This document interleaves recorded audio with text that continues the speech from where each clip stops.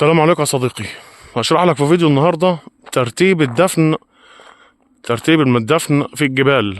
تمام، ترتيب الدفن في الجبال، غرب النيل وشرق النيل. غرب النيل هقوله لك الاول. الارض المنخفضه بيبقى فيها دفن مصاطب، تمام كده، ده في الغرب.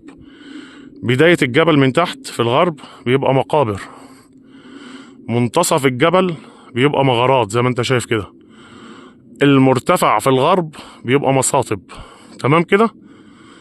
يبقى الوادي او الارض المنخفضه مصاطب، بدايه الجبل من تحت مقابر، مغارات في المنتصف في الغرب، في المرتفع فوق دفن المصاطب. ده بالنسبه للغرب. اما بالنسبه للشرق مختلفه شويه. المرتفع فوق ابيار، المنتصف مصاطب دفن، بدايه الجبل من تحت غرف في باطن الجبل، الارض المنخفضه دفن المصاطب. ده صديقي ترتيب الدفن في الجبل نفسه، تمام. ده بالنسبة للدفن في المصري القديم. ده بالنسبة للدفن، ترتيب المقابر أو ترتيب الدفن في الجبل بالنسبة للمصري القديم. الأرض المنخفضة مصاطب في الشرق وفي الغرب. في الغرب هنا مقابر، في الشرق غرف في باطن الجبل.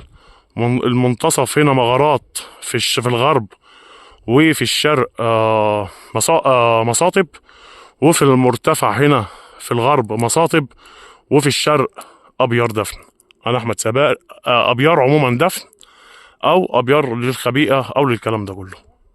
انا احمد سفاري، تحياتي لكم جميعا. انا احمد سفاري، ودي صفحه زي الاشارات ما بتقول. السلام عليكم.